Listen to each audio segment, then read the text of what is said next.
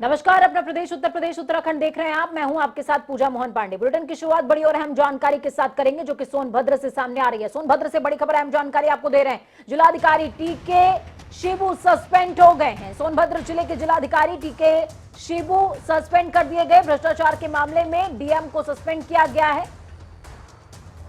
खनन मामले में शिकायत पर डीएम टीके शिबू सस्पेंड हुए हैं। डीएम सोनभद्र टीके शिबू पर लापरवाही का आरोप और इसी आरोप के चलते सस्पेंशन थमा दिया गया है। सोनभद्र से बड़ी खबर, अहम जानकारी आपको दे रहे हैं।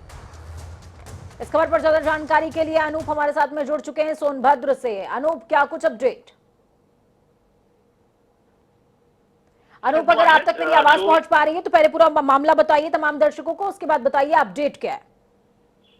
देखिए पूजा, योगी सरकार की एक बड़ी कार्रवाई हुई है। डीएम सोनभद्र को सस्पेंड कर दिया गया है। इन पर कई गंभीर आरोप थे। पहला आरोप था जो अभी हाल में ही चुनाव हुए हैं उसमें जो बैलेट पेपर थे उनको सील नहीं किया गया था, ये भी एक आरोप बड़ा लगा था। उसके जो पहले की ओर बात करें तो सोनभद्र में खनन का एक मामला भ्रष्टाचार का उजागर हुआ था, उसमें भी आरोप लगे थे। उसकी जांच चल रही थी जिसमें जो डीएम जो ये टीके शिबू हैं उन पर भी कई दोष साबित हो गए हैं। तो यानी कहीं कहा जा सकता है कि भ्रष्टाचार को लेकर भी जो गंभीर आरोप लगे थे उसमें आरोपी पाए गए हैं। निश्चित रूप से योगी सरकार का एक बड़ा कदम है। एक संदेश दिया है कि वो भ्रष्टाचार कोई भी डीएम या अधिकारी करता है तो उसको बख्शा नहीं जाएगा। एक संदेश है, योगी सरकार का एक्शन मोड में है। लगातार जिस तरीके से योगी सरकार भ्रष्टाचार के खिलाफ एक्शन में रहते ही होगी, तो एक दोबारा एक देखने को मिला है कि जिस तरीके से सोनभद्र के डीएम पर कार्रवाई की गई है, कई आरोप थे वो साबित हो गए हैं, उसके बाद एक कार्रवाई की गई है। जी बहुत शुक्रिया अनूप हमारे साथ जुड़ने के लिए, अहम जानकारी साझा करने के लिए। तो चाचा भतीजे में तकरार है और चाचा चले बीजेपी के द्वार हैं। जी हाँ, लगातार जिस तरीके की खबरें देखने को मिल रही है, सियासी हलचल सूबे में देखने को मिल रही है, वो अपने आप में बहुत ज्यादा उत्साह बढ़ा रही है, उत्कंठा बढ़ा रही है। समाजवादी पार्टी के राष्ट्रीय अध्यक्ष अखिलेश यादव के चाचा और प्रगतिशील समाजवादी पार्टी के राष्ट्रीय अध्यक्ष शिवपाल सिंह यादव के बीच की दूरियां कम नहीं हो रही हैं, ये बढ़ती जा रही हैं। शायद यही वजह है कि चाचा ने भतीजे से अलग होकर अपना अलग सियासी रास्ता चुनने का फैसला कर लिया है। सूत्रों की अगर मानी जाए तो शिवपाल भारतीय जनता पार्टी की मदद से राज्यसभा पहुंच सकते हैं। सूत्रों का यह भी कहना है कि इसके लिए बीजेपी की ओर से हरी झंडी भी हो चुकी है। प्रगतिशील समाजवादी पार्टी के राष्ट्रीय अध्यक्ष शिवपाल सिंह यादव बीजेपी की मदद से राज्यसभा जा सकते हैं। 2 दिन तक दिल्ली में बीजेपी के शीर्ष नेतृत्व से मुलाकात के दौर और फिर लखनऊ में सीएम योगी आदित्यनाथ से मुलाकात हुई। शिवपाल यादव के राज्यसभा जाने की पटकथा तैयार हो चुकी है, ऐसा कहा जा रहा है। बीते दिन सीएम योगी से मुलाकात करने के बाद शिवपाल ने आज अपनी पार्टी दफ्तर में अहम बैठक भी बुलाई थी। बैठक में पार्टी कार्यकर्ताओं के साथ करीबन 2 घंटे, ध्यान से सुनिए, करीबन 2 घंटे तक मंथन चला है, जिसके बाद ये खबर आ रही है कि शिवपाल आज दिल्ली के लिए रवाना हो सकते हैं, जहां केंद्रीय गृह मंत्री अमित शाह से मुलाकात करेंगे।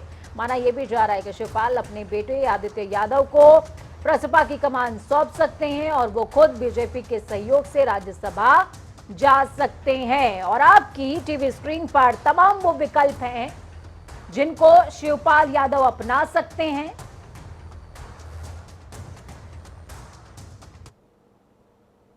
अभी उचित समय नहीं है, उचित समय जब होगा तब हम आपको बुला लेंगे, सब बता देंगे। बिल्कुल क्या होने जा रहा है सर? सारे समर्थक आपको देख रहे हैं, इंतजार कर रहे हैं कि शिवपाल यादव क्या फैसला करेंगे।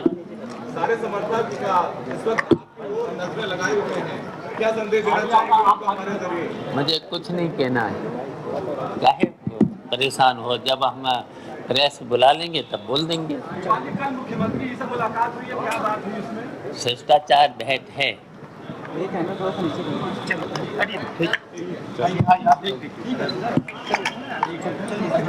सवाल ये बता दीजिए कि आखिर मुलाकात क्या रही? कहा जा रहा है कि आप राज्यसभा जा रहे हैं, इसमें सच्चाई है या नहीं? अभी हम कुछ बता ही नहीं सकते, बोल ही नहीं सकते। जब बोलेंगे तब आपको बुला लेंगे। इसका खंडन तो नहीं कर रहे, खंडन भी कर रहे हैं। कुछ नहीं बोलना है मुझे। मैं एक ही बात आपसे मैं बात कर रहा हूँ कि इतनी इंसल्ट कौन बर्दाश्त करेगा। वो वाकई में शिवपाल है, और कोई होता तो शिवपाल नहीं होता। विष पीने की ताकत उनमें है। उनकी जहाँ तक लिमिट होगी वहाँ तक विषपान करेंगे। और फिर आपको पता है शंकर का तीसरा नेत्र अगर खुल जाए तो मामला बहुत गड़बड़ा जाता है। यानी शिवपाल का तीसरा नेतृत्व खुलने वाला है, क्योंकि मैं देख रहा हूं कि पार्टी को जिस तरीके से शिवपाल यादव ने खड़ा किया था मुलायम सिंह यादव के साथ में, पार्टी को बनाया, अब उनकी जो स्थिति थी अभी चुनाव से पहले शिवपाल यादव ने अखिलेश यादव को अपना नेता माना, सब कुछ छोड़ दिया, कोई भी सीट की मांग नहीं की। लेकिन चुनाव के बाद जिस तरीके से बैठकों का दौर में कहीं ना कहीं शिवपाल को दरकिनार किया गया, उसको देखते हुए आप किस तरीके से? देखिए, शिवपाल सिंह जी ने अपनी जिंदगी की पूरी पूंजी अपने भतीजे पे लगा दी, और लगाना भी चाहिए, चाचा थे लगा दी। निर्विवाद रूप से उनको नेता माना, मुख्यमंत्री के रूप में प्रोजेक्ट किया और एक सीट पर समझौता किया। इतना सब कुछ करने के बाद उनको अगर असम्मान मिलता है, कम से कम सम्मान न करें तो असम्मान नहीं करना चाहिए। अगर ऐसा होता है तो मैं राजनीतिक रूप से नहीं, आप बताइए कि कौन व्यक्ति चाहेगा, कौन ये बात मानेगा, कौन स्वीकार करेगा कि हमारे नेता को सम्मान ना मिले और बेइज्जत किया जाए। एक आखिरी सवाल आपसे करना, अपर्णा यादव पहले ही बीजेपी में जा चुकी, कल शिवपाल यादव का मुख्यमंत्री से मुलाकात करना कहीं न कहीं राजनीति में गर्माहट लाता है, तो क्या शिवपाल यादव का अगला कदम बीजेपी की तरफ होगा? देखिए, मुख्यमंत्री जी उनके बहुत अच्छे मित्र हैं, मैं व्यक्तिगत रूप से जानता हूँ। आपने देखा होगा कि नेताजी को जब तबीयत खराब हो गई थी तो यही लेके गए थे। ये एक उनका बहुत ही रिश्ता इतना अच्छा है। मैं किसी अधिकारी का नाम नहीं लेना चाहूँगा, लेकिन एक अधिकारी डीएम गोरखपुर हुआ करते थे और जिनके कारण ये हमारे मुख्यमंत्री योगी जी पार्लियामेंट के अंदर रोए थे, लेकिन माननीय शिवपाल सिंह के वो विभाग में एक अच्छे पद पर थे।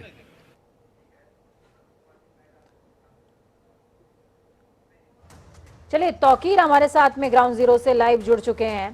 तौकीर, जिस तरीके से घटनाक्रम परिवर्तित हो रहा है, करारी हार के बाद गठबंधन को बनाए रखना कहीं ना कहीं अखिलेश यादव के लिए बड़ी चुनौती, और शिवपाल यादव अब छिटकते नजर आ रहे हैं। अब लग नहीं रहा है कि दिल से दिल मिल पाएंगे।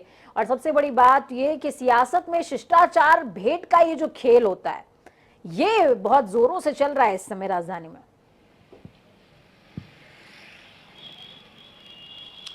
देखिए, सत्ता पाने के लिए सबसे जरूरी होता है संगठन, और भारतीय जनता पार्टी इसी के लिए जानी जाती है क्योंकि वो संगठन की मजबूती पे लगातार काम करती है। और यही कहीं ना कहीं थोड़ा अखिलेश यादव फेल भी हो रहे हैं, क्योंकि जिस तरह से उनके लिए माहौल था और जनता उनके समर्थन में दिखती थी, जगह जगह भीड़ नजर आती थी, तो कहीं ना कहीं जो संगठन है उसमें जरूर कमजोरी नजर आई है। अगर आप देखेंगे तो 2022 का चुनाव भारतीय जनता पार्टी ने जीता, एक बड़ी जीत दर्ज करके आई, 277 सीटें जीती। अभी सरकार का गठन हुआ है, लेकिन इसके बावजूद अगर शिवपाल यादव के लिए रास्ते खोल दिए गए, सीधे तौर पर इशारा है कि 2024 की तैयारी में भारतीय जनता पार्टी नजर आ रही है। लेकिन जो अखिलेश यादव हैं, उनके जो फैसले हैं वो किसी एक तरफ ठहर नहीं रहे। संगठन पर अभी फिलहाल उनका काम बहुत ज्यादा नजर नहीं आ रहा है। शिवपाल यादव बहुत की जो नेता है वो माने जा रहे हैं, क्योंकि जो 83% यादव वोट बैंक था वो भारतीय जनता पार्टी की बजाय समाजवादी पार्टी में नजर आया था। तो इसी वजह से भारतीय जनता पार्टी अब उस पर सेंधमारी करने की कोशिश कर रही है।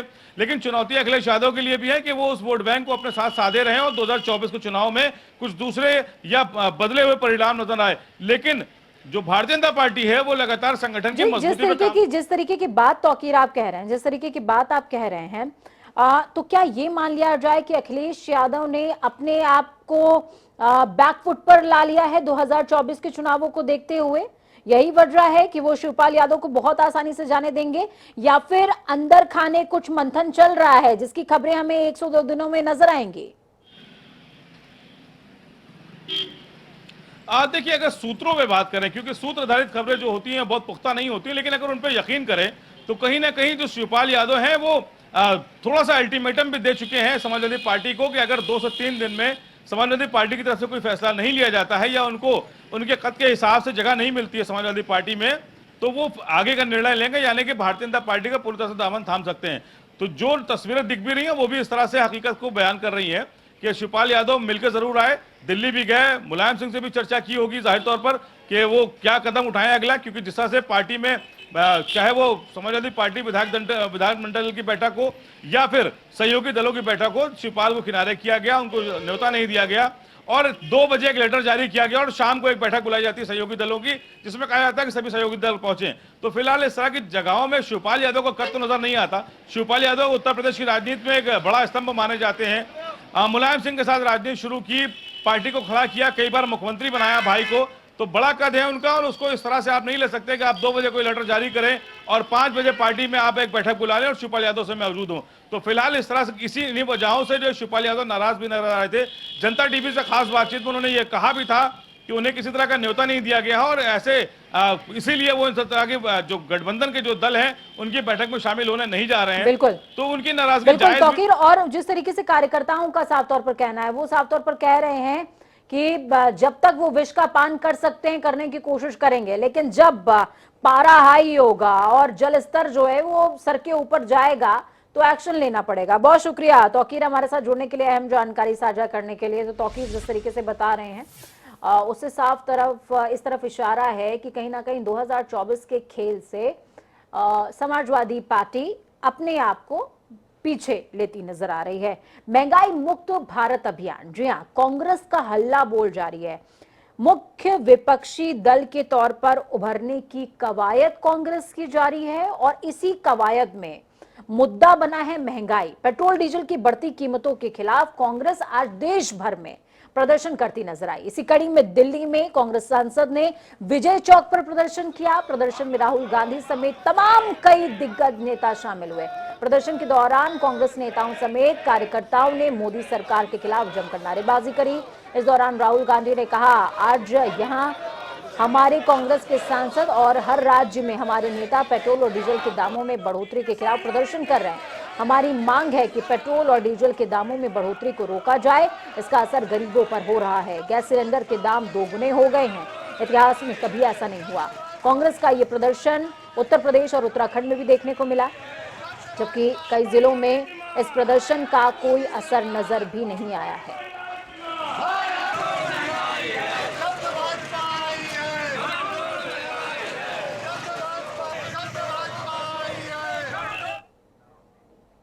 जहां एक और कांग्रेस देश भर में महंगाई का मुद्दा उठा रही है, तो वहीं बसपा सुप्रीमो मायावती ने भी महंगाई के मुद्दे पर बीजेपी सरकार को घेरा। मायावती ने ट्वीट करते हुए कहा कि देश के 5 राज्यों में विधानसभा आम चुनाव संपन्न होने के बाद अब तक उत्तर प्रदेश सहित पूरे देश में डीजल और पेट्रोल कई बार अपने दाम इनके बढ़ चुके हैं, जिसकी सीधी मार गरीब और मध्यम वर्गों पर पड़ रही है। केंद्र सरकार इसे कम करने के लिए उचित कदम जरूर उठाए।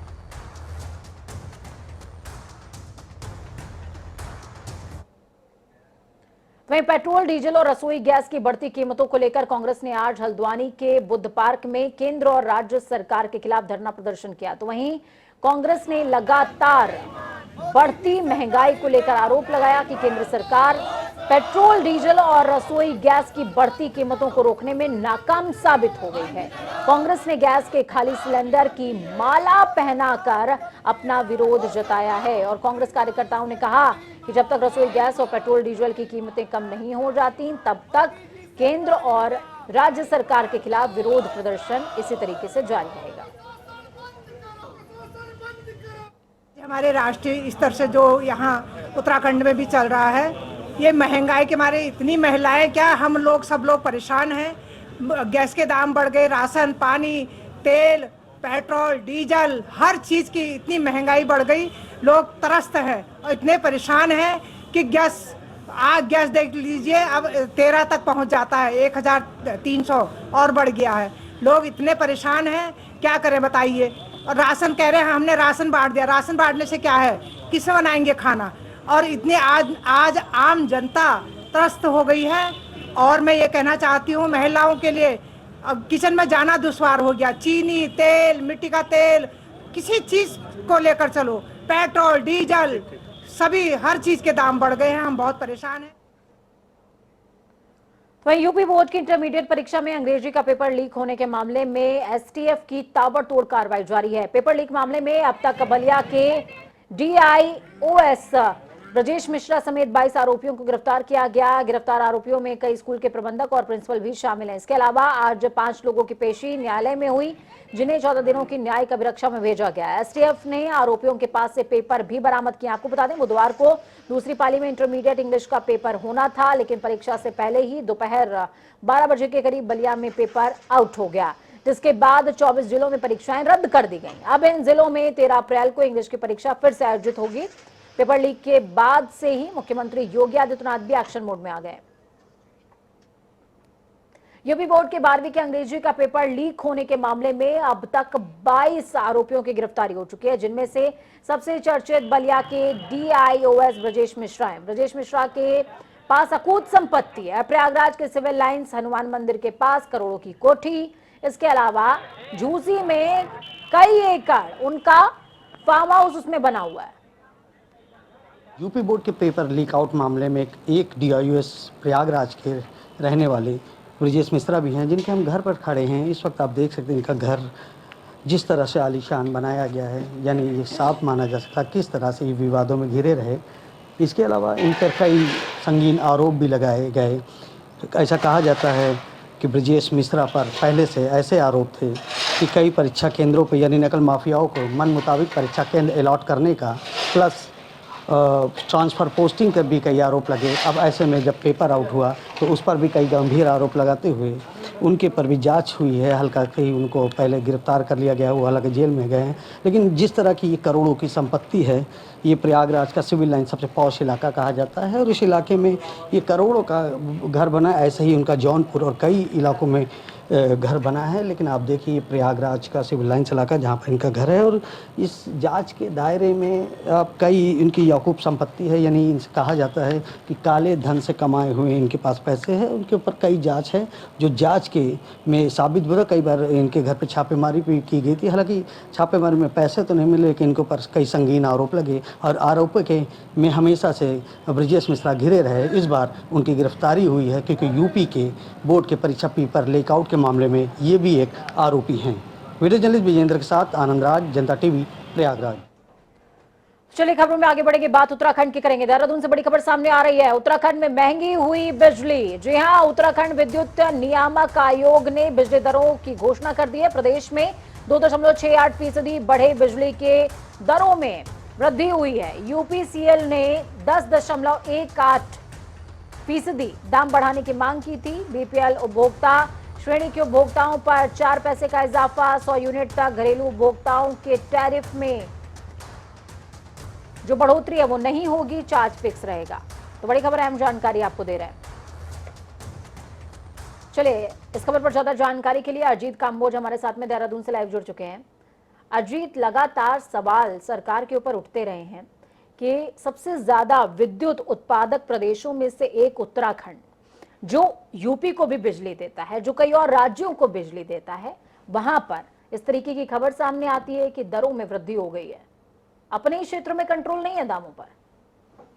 बिल्कुल पूजा, अगर उत्तराखंड के परिप्रेक्ष्य में बात की जाए तो उत्तराखंड को ऊर्जा प्रदेश जरूर कहा जाता है, लेकिन लगातार साल दर साल यहाँ पर बिजली के जो दाम है वो भी बढ़ रहे हैं। और आज की अगर बात की जाए तो नई दरों की घोषणा उत्तराखंड विद्युत नियामक आयोग ने कर दी है, जिसके अनुसार 2.68% दामों में इजाफा किया गया है। और ये जो दरें हैं ये आज रात आधी रात के बाद से ही लागू कर दी जाएंगी। तो साफ है कि नए जो बिजली के बिल होंगे कल 1 अप्रैल जो भी जनरेट होंगे वो नई दरों के साथ होंगे। ऊर्जा प्रदेश में दावे कई किए जाते हैं, लेकिन जिस तरह के दाम यहाँ पर बढ़े हैं, साल दर साल ये दाम बढ़ रहे हैं, तो कहीं ना कहीं एक बिजली उपभोक्ताओं में मायूसी जरूर है कि हम अन्य राज्यों को बिजली सप्लाई जरूर करते हैं, लेकिन बिजली के दाम जो है उत्तराखंड के जो फ्री बिजली या कम दरों पर बिजली मिलनी चाहिए तो वो नसीब नहीं हो रही है। हालांकि जो विद्युत नियामक आयोग के अध्यक्ष हैं उनकी तरफ से जो बयान जारी किया गया है उसके अनुसार जो फिलहाल 4 राज्यों ने बिजली की दरें बढ़ाई है, उसमें सबसे कम जो बिजली की दरें हैं वो उत्तराखंड प्रदेश ने बढ़ाई है। लेकिन इससे कितनी राहत आम जनता को मिलती हुई नजर आएगी, इसकी बानगी जब बिजली के नए बिल आएंगे उसके बाद ही पता चल पाएगी। हालांकि दावा ये जरूर किया जा रहा है कि 100 यूनिट पर केवल 10 रुपए तक का इजाफा यहाँ पर किया गया है। और जो BPL कैटेगरी है, स्नो बाउंड एरियाज में जो लोग रहते हैं, उनको किसी भी तरह की वृद्धि यहाँ पर उनके दामों में नहीं की गई है। तो कुल मिलाकर राहत देने की बात जरूर की गई है। जो पीक आवर्स है उनको यहाँ पर बढ़ाया गया है। तो कोशिश विद्युत नियामक आयोग की जरूर है कि आम जनता को राहत दी जा सके, लेकिन इतना तय है कि 2.68% के साथ नई दरें आधी रात के बाद से लागू कर दी जाएंगी। बहुत शुक्रिया अजीत, हमारे साथ जुड़ने के लिए, हम जानकारी साझा करने के लिए। तो आधी रात के बाद से नई दरों के लिए तैयार हो जाए उत्तराखंड, यानी कि देवभूमि की जनता। और कुछ भी हो जाए, दरों में वृद्धि होती है तो मार किसको पड़ती है? मार पड़ती है मध्यम वर्ग को, मार पड़ती है गरीब वर्ग को, वो गरीब वर्ग जिसने अच्छे दिन की अपेक्षा में वोट दिया था। खबरों में आगे बढ़ेंगे। उत्तराखंड की पंचम विधानसभा का प्रथम सत्र बुधवार को अनिश्चितकाल के लिए स्थगित हो गया। दरअसल आपको ये बता दें कि सरकार ने 31 मार्च तक 3 दिवसीय सत्र तय किया था, लेकिन विधायी कामकाज न होने की वजह से 21,000 करोड़ से ज्यादा का उत्तराखंड विनियोग लेखानुदान विधेयक पारित करने के बाद से ही सत्र संपन्न हो गया। ऐसे में अब आगामी होने वाले बजट सत्र को उत्तराखंड राज्य सरकार गैरसैंण में कराने की बात कह रही है। नवनिर्वाचित सरकार के गठन के बाद चर्चाएं थी कि पहला सत्र गैरसैंण में कराया जा सकता है, लेकिन ये विधानसभा सत्र देहरादून में ही किया गया। तो वहीं मुख्यमंत्री पुष्कर सिंह धामी ने बताया कि सत्र चुनाव के बाद हुआ था और 31 मार्च से पहले बजट पारित होने की अनिवार्यता थी, जिसके चलते देहरादून में विधानसभा सत्र किया गया, लेकिन आने वाले समय में गैरसैंण में ही विधानसभा सत्र आहूत होगा। क्योंकि ये अभी सत्र चुनाव के बाद हुआ था तुरंत, और बजट पारित होना जरूरी था 31 मार्च से पहले, इसलिए यहाँ पर इस प्रकार का सत्र किया गया है। आगे हम वहाँ पर